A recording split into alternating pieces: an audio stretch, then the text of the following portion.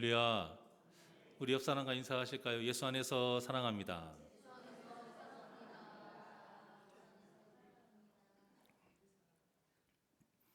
저번 주일에 돌에 맞아 죽기 직전까지 갔다가 살아난 바울이 어떻게 했습니까? 그 바나바와 함께 자신들이 그동안 세웠던 교회들을 두루두루 다녀요. 그러면서 자기가 당한 일을 말을 합니다. 그리고 뭐라고 해요? 너희들도 당할 거야. 그거 전혀 이상한 거 아니니까 너희들도 당할 것이고, 그때에 하나님께서 나를 지켜주신 것처럼 너희도 분명히 하나님께서 지켜주실 거야. 비록 고난을 당한다 할지라도 믿음을 잃지 말아라. 꼭 이것이 죽을 위기에 처했다가 살아난다 그런 뜻이 아니고요. 하나님께서 어떻게든 붙잡아 주시고 이 구원의 길에서 벗어나지 않도록 지켜주신다라는 말씀이에요. 자, 그리고 이제 안디옥을 기점으로 해서 본격적으로 이방인들을 위한 교회가 세워지게 됩니다. 자, 여러분들, 안디옥 교회가 어떤 곳이에요? 복음으로 굉장히 뜨거웠던 교회예요. 너무나도 이 안디옥 교회 사람들이 안디옥 그 도시에 있는 사람들하고 너무 다른 거예요.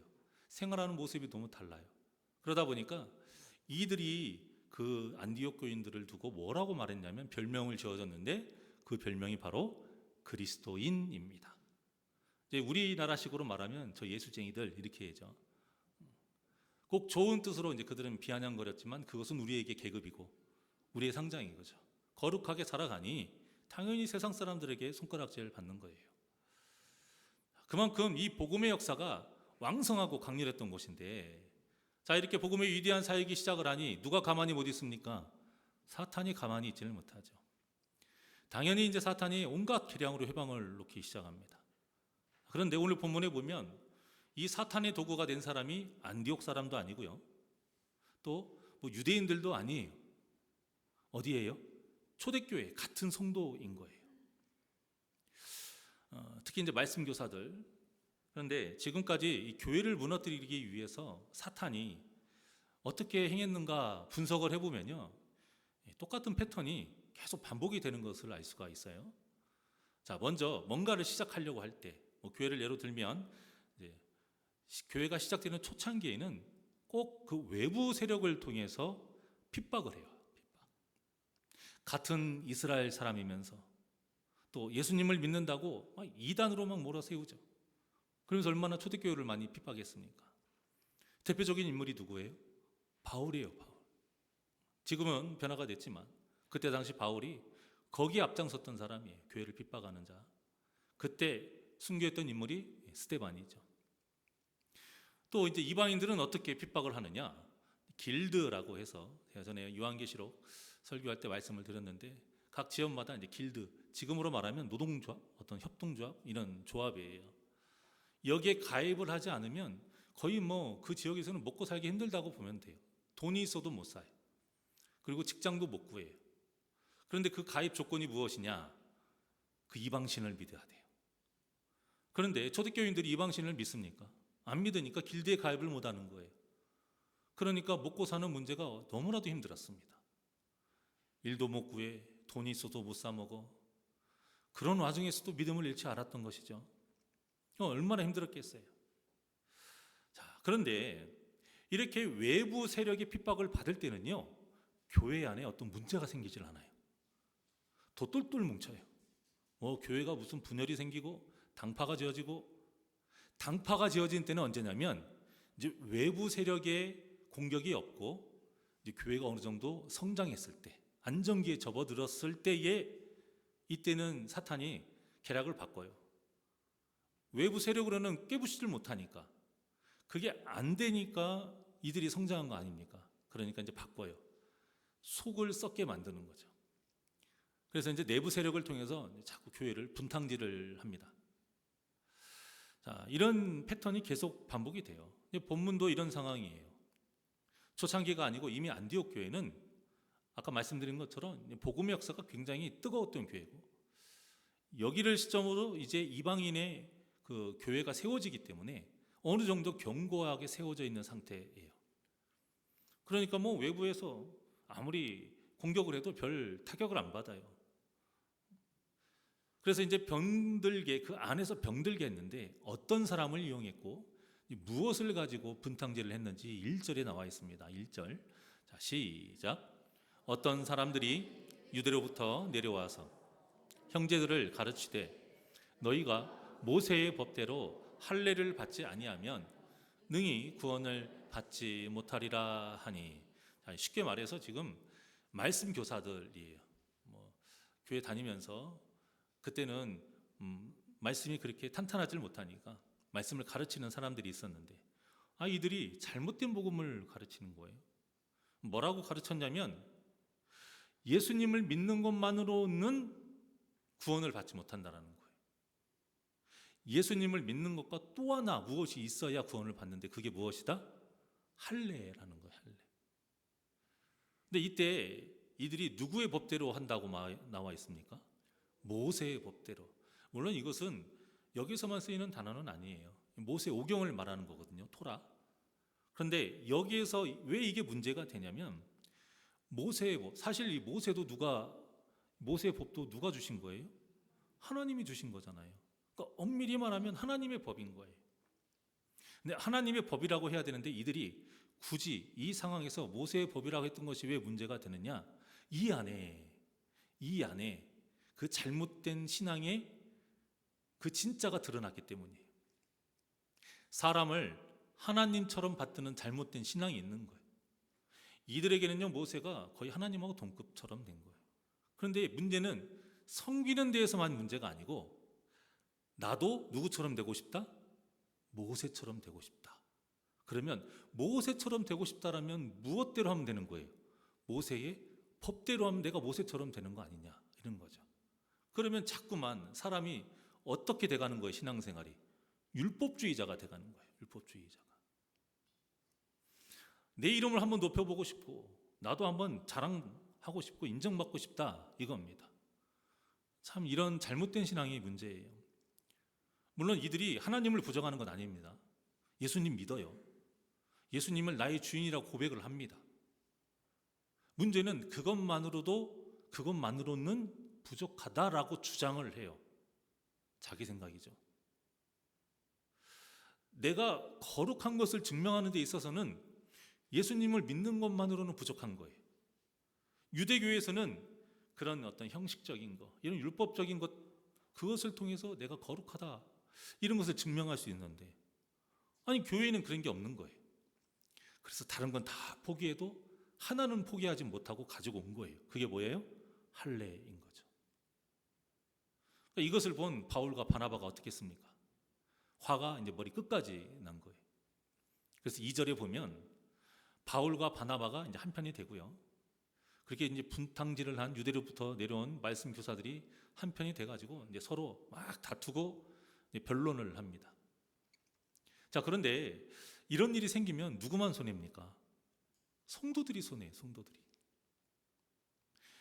이런 일이 생기면 아무 관여도 없고 상관없는 애꿎은 우리 성도님들, 정말 순수한 믿음을 가지고 온전히 하나님께 예배하면서 어떻게든 하나님 만나고 싶어하는 그 성도님들에게 피해가 가요. 그 믿음을 그것 때문에 버릴 수 있고요. 이게 무슨 교회냐 하면서 떠나게 되면 이제 거기서 교회가 무너지게 되죠. 그러니까 이제 바울과 바나바, 이 말씀 교사들이 이러면 안 되겠다 싶어서 이것을 예루살렘에 있는 사도와 장로들에게 우리가 이 문제를 결정하도록 하자 한 겁니다. 자, 오늘날로 말하면 총회에다가 정식 안건을 한 거예요. 구원을 받기 위해서는 예수님을 믿는 믿음만 있으면 되느냐, 아니면 여기에 할례까지 포함시켜야 되느냐, 이 문제를 놓고 올립니다. 그런데 오늘 본문에 보니까 막상 예루살렘 총회에서도 이 문제가 쉽게 풀리지 않는 거예요. 또 똑같이 두 파로 나눠집니다. 이 바울과 바나바와 같이 자기들이 경험했던 이 성령의 역사를 이방인들에게 복음을 전하면서 그걸 그대로 목격한 사람, 성령의 역사가 이루어지는 것을 직접 본 제자들은 바울과 바나바의 편을 들어요. 대표적인 인물이 오늘 본문에는 베드로를 거론하고 있습니다. 우리가 잘 알고 있다시피 그 이방인인 로마의 백부장, 누구죠? 고넬료. 그 고넬료 가정을 거기에 이제 초청을 받아서 갔을 때 말씀을 전하고 하는데 성령의 임재를 본 거예요. 그래서 그들에게 세례를 주었잖아요. 그러니까 이 베드로의 주장은 너무나도 당당해요. 베드로가 주장한 걸 보면 굉장히 분명합니다.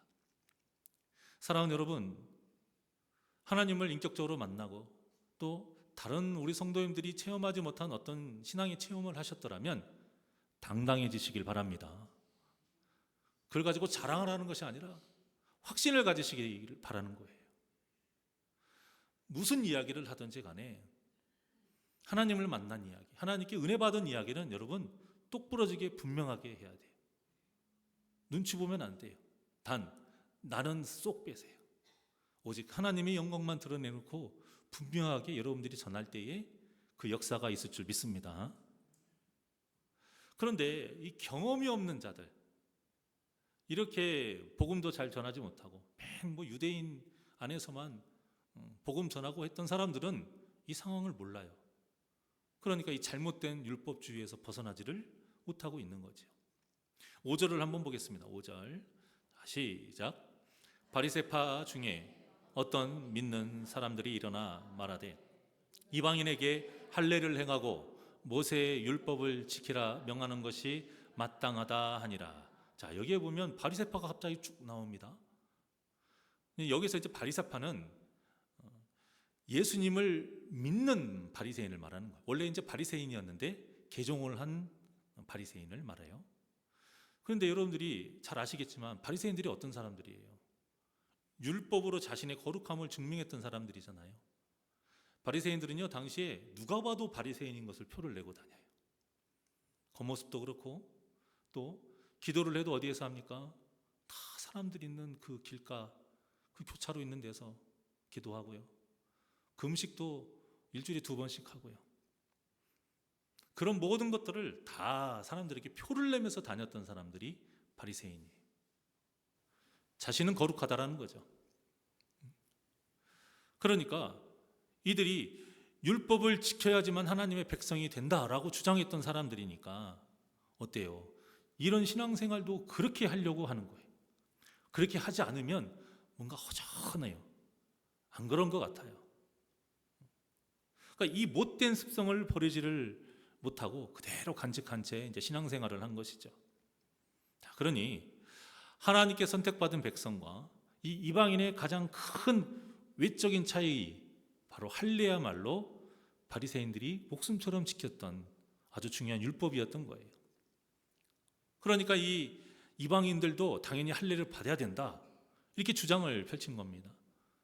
이때 이제 베드로가 또 거기에 대해서 반박을 하는데요, 참 중요한 귀한 말을 했어요. 9절과 10절입니다. 자, 시작. 믿음으로 그들의 마음을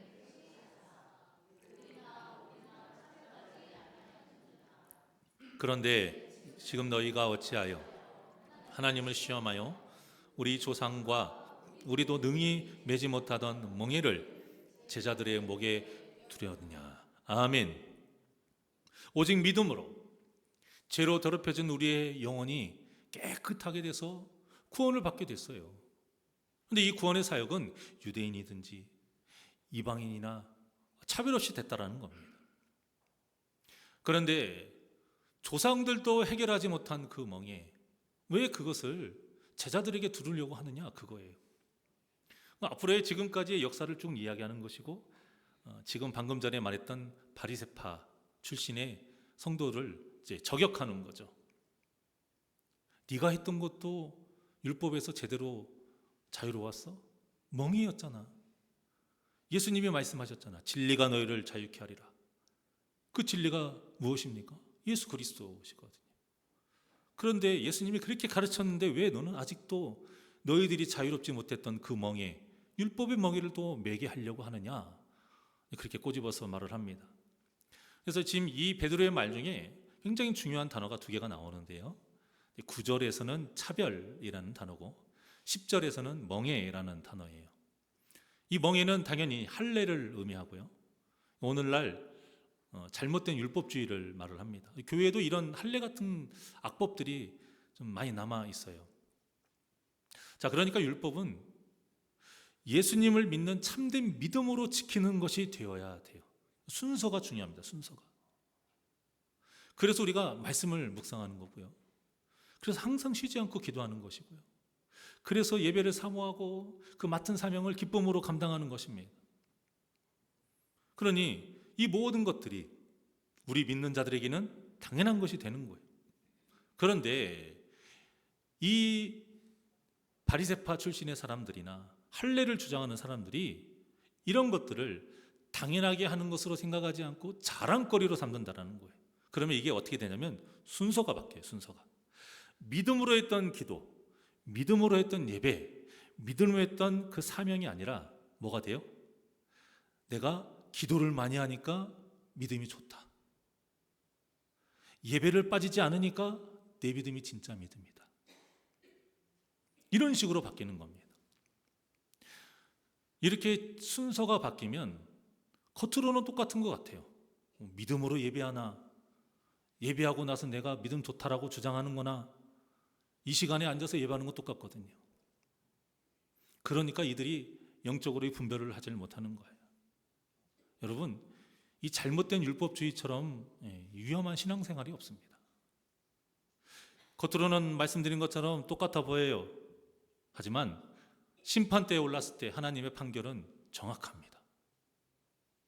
믿음으로 한 예배와 예배하면서 믿음이 좋다라고 한 여기에 대한 심판은 분명히 다릅니다. 자랑거리가 아니라 베드로는 뭐라고 합니까? 멍해라는 거예요. 멍해. 이것이 사탄이 이제 분탕질을 하는 거예요. 그래서 얻게 되는 열매가 이거예요. 자랑거리. 당연하게 믿음으로 당연하게 해야 되는 예배의 모든 모습들, 우리 신앙생활의 모든 모습들이 무엇이 되게 한다?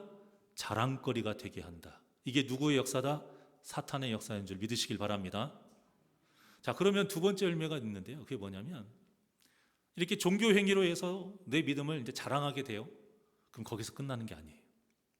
이것으로 무엇을 하냐면 다른 성도의 믿음을 이제 판단하게 됩니다. 판단.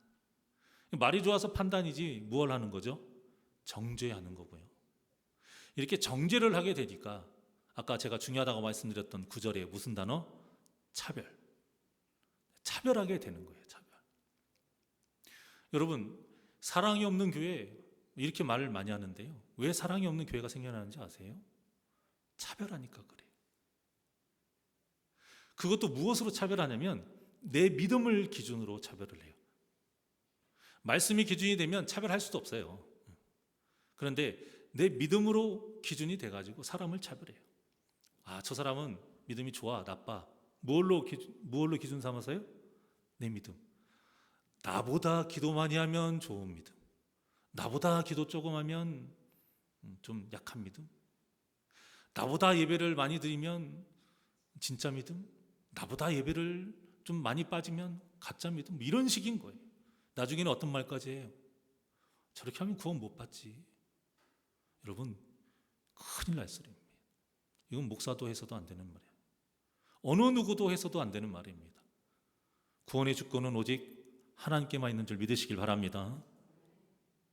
여러분, 이렇게 차별하면 절대 교회에 사랑이 생길 수가 없어요. 그러니까 여러분, 내 믿음을 자랑하는 것만큼 위험한 신앙생활이 없다는 것을 꼭 기억하시기를 바랍니다.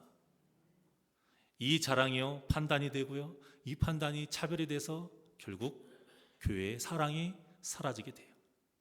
이 얼마나 무서운 일입니까? 이것은요 뭐하고 똑같냐면 손이 발 보고 더럽다고 말하는 거하고 똑같고요, 입이 배에게 너는 왜 이렇게 돼지처럼 뚱뚱하냐 이렇게 말하는 거하고 똑같아요. 누가 먹었는데요? 입이 먹었는데. 다 똑같은 한 몸을 이뤘는데 누가 누구를 잘못했다라고 정죄할 수 있겠습니까?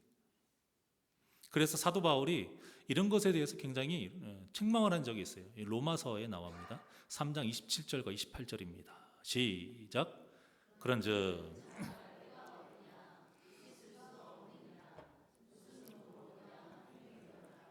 아니라 오직 믿음의 법으로니라.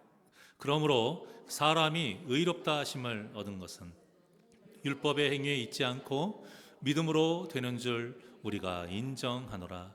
아멘. 이렇게 우리는 절대 자랑하면 안 됩니다. 우리가 예수님을 믿는다면서 내가 했던 그 모든 신앙의 모습을 자랑하게 되면요, 이게 진짜 믿음이 아니라는 거예요. 오직 사람이 의롭다 하심을 받은 것은 말씀해 보면, 그러니까 이게 구원의 조건인 거죠. 율법의 행위가 아니라, 종교 행위가 아니라 무엇이라고요? 오직 믿음입니다. 믿음. 이 말에 오늘 본문의 5절과 같이 바리새파 같은 사람들은 이렇게 말할 수도 있어요.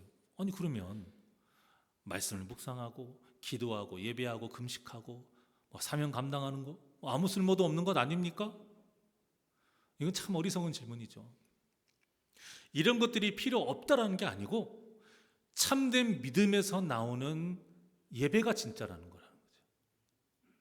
참된 믿음에서 나오는 모든 종교의 행위가 진짜라는 거예요. 우리가 정치인들 크리스마스나 명절 때나 또 아니면 선거철에 누구 도와주고 하는 거 곧대로 믿어집니까? 안 믿어지잖아요. 1억을 하든 2억을 하든 1,000만 원을 하든 그걸 안 믿잖아요. 그런데 그 모습은 어쨌든 간에 많은 돈이 들어가고 누군가를 도와주는 거예요. 그 마음이 중요한 거 아니겠어요? 마음이. 그래서 이 제자 훈련하는 교회에서 좀 이런 문제들이 많이 생겨납니다. 오해하지 마십시오. 제자 훈련이 잘못됐다는 뜻이 아닙니다. 제자 훈련 보통 하면요, 한 최소 1년입니다. 최소 1년, 그것도 일주일에 최소한 한 번, 최소한이에요. 어떤 교회는 거의 한 3, 4일 이렇게 하기도 해요. 근데 제대로 하게 되면 기본 과정 말고 심화 과정 하게 되면 그렇게 해야 돼요.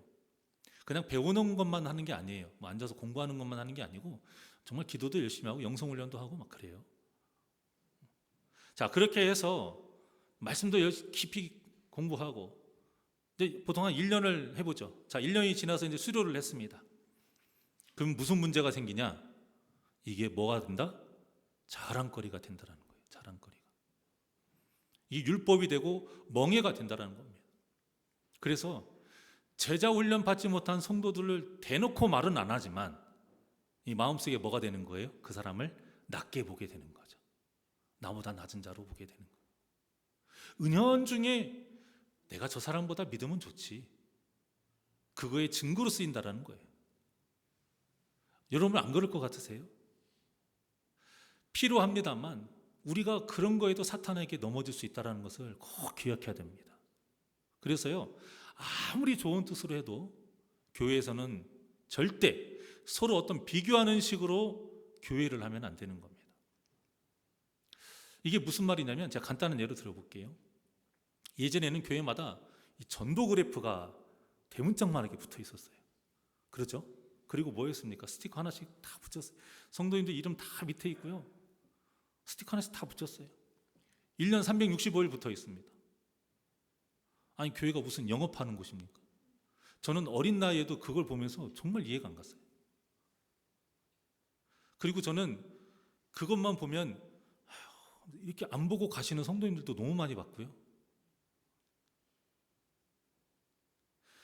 아니 어떻게 안 하고 싶어서 안 하는 게 아니잖아요. 여러분도 전도 해보셔서 아시겠지만 바로 맺을 수 있는 게 아니에요, 전도는. 그리고 전도를 그렇게 스티커 10개, 20개 붙였다고 해요. 그럼 그분들이 계속 교회를 다니냐? 꼭 그런 것도 아닙니다, 여러분. 정말로 잘 데리고 오시는 분들이 있어요. 잘 데려오기만 해. 그리고 관리를 안 해요. 그리고 일단 사정만 하고 일단 오기만 하라고 하니까 오기만 해. 그 스티커 한 장 받고 끝나는 거예요. 그게 무슨 전도냐 이거죠. 그러니까 그것 때문에 못하는 사람들은 계속 찔리고 불편하고 힘든 거예요. 그것 때문에 나간 사람도 있어요. 어떤 마음이 들겠습니까? 내가 믿음이 약해서 전도가 안 되나? 내 믿음이 진짜 믿음이 아니어서 내가 전하는 복음이 그 사람들에게 안 전해지나? 이런 생각이 드는 거예요. 이것을 뭐라고 하냐면 상대적 박탈감이라고 하는 거예요. 상대적 박탈감. 그래서 어느 순간 교회에서 그 전도 그래픽이 띄어진 지는 오래됐고요. 근데 아직도 있는 교회가 있다 하더라고요. 어느 순간 교회에서 뭐가 사라지기 시작했냐면 헌금 바구니가 사라진 거예요. 우리는 뭐 헌신 예배 때만 특별한 날이니까 그때 하지만 주일날에는 헌금 바구니 안 하잖아요. 근데 옛날에는 다 어떻게 했어요? 다 헌금 바구니 돌아다니면서 이렇게 헌금했잖아요. 저 어렸을 때 우리 그랬어요. 어른들한테 들리는 얘기로 들은 거예요. 야, 잠자리 채운다, 잠자리 채. 그랬어요. 잠자리 채운다. 여러분, 헌금은 누구에게 드리는 겁니까? 하나님께 드리는 거예요. 근데 이게 문제가 뭐냐면 헌금 바구니를 돌리게 되면 하나님을 보는 게 아니고 누구 눈치를 봐요? 사람 눈치를 보게 되는 거예요. 사람을 의식해요. 그 상태로 여러분 헌금할 때 하나님에 대한 감사가 어디 있습니까? 내가 지금까지 하나님의 은혜로 살아왔으면 너무 감사해요, 하나님. 이렇게 헌금할 수가 없는 거예요. 그리고 정말로 미처 헌금을 준비하지 못한 분들이 있을 거 아닙니까? 표가 확 나요. 안절부절 못하고 이걸 어떻게 해야 되나. 헌금 바구니 오면 무슨 뭐 사형수 끌려가듯이 무슨 단두대처럼 얼마나 불편한지 모릅니다, 여러분. 여러분, 그렇게 되면 헌금이 어느 때 끝나고 하는 거예요? 설교 말씀 끝나고 하잖아요. 설교 때 은혜 받은 거 다 까먹는 거예요. 또 정말 가진 것이 없는 분들, 그래서 뭐 1,000원, 2,000원, 동전 몇 개, 저도 그렇게 해본 적이 있고요. 제 아내도 그렇게 해본 적이 있어요. 네. 그렇게 할 때요, 이게 헌금 바구니가 들어오면 꽉 쥡니다. 꽉. 네. 10,000원짜리는 뭐 이렇게 좀 보여도 괜찮아. 50,000원짜리도 그런 거 별로 신경 안 써요. 어떨 때는 뭐 일부러 보이는 분은 없겠지만 그냥 신경 안 쓰고 그냥 해요. 근데 뭐 1,000원짜리 동전 혹시라도 소리 날까 봐 꽉 쥐고 놀 때도 살살 놓고, 이건 예배가 아닌 것이죠. 사람 눈치 보느라 예배가 엉망이 되는 겁니다. 그래서 깨어있는 교회들을 시작해서 이 헌금 바구니로 헌금하는 게 없어지기 시작한 거예요. 좋은 거죠. 이것은 하나의 단편적인 예일 뿐이에요. 그 와중에서도 믿음으로 감사하며 헌금하시는 분들이 분명히 있지만 제가 말씀드리는 건 이거예요. 우리가 이런 지혜를 좀 갖자 이거죠. 하나님은 천하보다 한 영혼을 귀하게 여기신다는데 우리가 이런 율법에 얽매여서 또 전통이라고 지금까지 해왔던 거니까 이것 때문에 누군가가 상처받고 이것 때문에 하나님을 보지 못하고 사람 눈치를 보게 하는 것이 있더라면 과감하게 없앨 수 있는 여러분 지혜와 믿음의 결단이 있기를 원합니다. 그게 멍해인 거예요. 멍해. 예수님은 끊임없이 진리가 너희를 자유케 하리라, 자유하려면 진리를 바라보라 라고 하는데 우리는 그게 뭐라고 율법에 얽매여서 자꾸 멍해를 맵니다. 그러면 안 된다는 거예요. 자, 좀 전에 봉독했던 그 바울의 말 로마서 3장 29절과 30절의 말씀을 봉독합니다. 시작. 하나님은 다만 유대인의 하나님이시냐, 또한 이방인의 하나님은 아니시냐. 진실로 이방인의 하나님도 되시느니라. 할례자도 믿음으로 말미암아 또한 무할례자도 믿음으로 말미암아 의롭다 하실 하나님은 한 분이시니라. 아멘. 우리 하나님은 모두의 하나님이세요. 믿으십니까? 자, 그렇다면 할례자든 무할례자든, 그러니까 신앙의 모습이 우리하고 좀 달라도요, 진정으로 예수님을 믿는다면 그것으로 되는 거예요. 뭐 기장이 어떻고 통합이 어떻고 침례가 어떻고 그걸 논하기 이전에요, 여러분. 중요한 건 진짜 예수를 믿느냐 이거예요. 그러면서 바울이 아주 귀한 말씀을 또 이어서 합니다. 31절입니다. 시작. 그런즉 우리가 믿음으로 말미암아 율법을 파기하느냐? 그럴 수 없느니라. 도리어 율법을 굳게 세우느니라. 아멘. 열심히 믿음 한다고 해서 율법이 파기되는 게 아니라는 거예요. 진짜 믿음 속에 제대로 된 율법이 굳게 세워진다라는 겁니다. 일부러 믿음 좋아 보이게 신앙생활 하지 말고 진짜 믿음으로 하면 바른 신앙의 모습을 갖출 수 있다, 이 뜻인 것이죠. 그래서 교회도 누구 이름으로 모여야 돼요? 오직 예수 이름으로 모여야 되는 거예요. 오직 하나님께 시선을 돌리는 예배가 되어야 되고요. 오직 하나님의 나라와 의를 구하는 기도여야 하고요. 오직 성령님의 도우심으로 그 맡은 사명을 감당해야 되는 것이고요. 오직 예수 안에서 서로 사랑해야 되는 것입니다. 이 아름다운 믿음의 모습이 저와 여러분의 모습이 되기를 주님의 이름으로 축원합니다. 그러려면 무엇을 벗어야 돼요? 오늘 말씀의 제목과 같이 자랑의 멍에를 벗기를 바랍니다. 절대 자랑하지 마십시오. 사람 때문에 자랑하는 게 아니고 하나님 보기에 두렵기 때문에 자랑하지 말라는 겁니다. 그래서 절대 무슨 일이 있어도 이 자랑의 멍에로 예수 안에서 한 몸을 이룬 성도를 차별하면 안 되는 것입니다. 우리는 예수님이 죽기까지 우리에게 행하셨던 것처럼 그저 서로를 사랑하면 돼요. 이 사랑의 섬김으로 사랑이 넘치는 새날교회가 되기를 주님의 이름으로 간절히 축원합니다. 우리 그 사랑 얼마나 하나님께 찬양하겠습니다.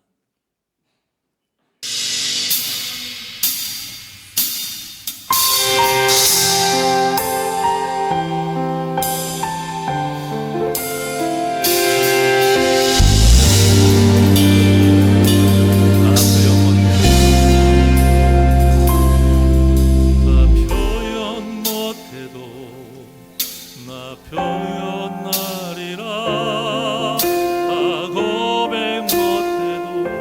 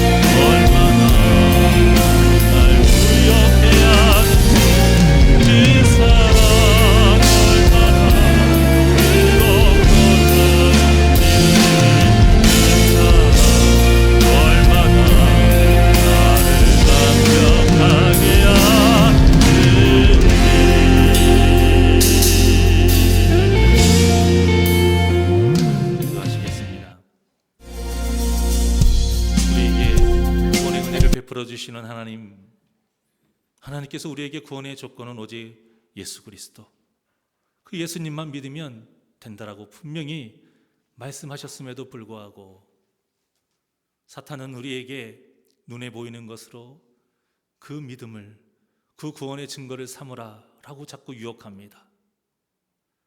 하나님, 우리가 잘못된 율법주의자가 되지 않도록 모든 일에 예수님의 그 이름으로, 예수님을 믿는 믿음으로 행하게 하여 주시옵소서.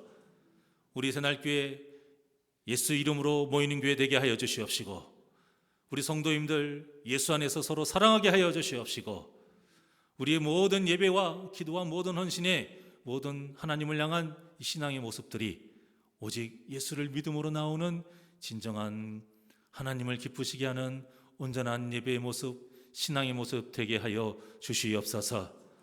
절대로 우리 입술에서 자랑거리 나오지 않게 하여 주시옵시고, 절대 우리 입술로 누군가를 판단하고 정죄하고 차별하는 죄를 짓지 않도록 주여 우리 마음을 말씀으로 먹여주시고 주장하여 주시옵소서.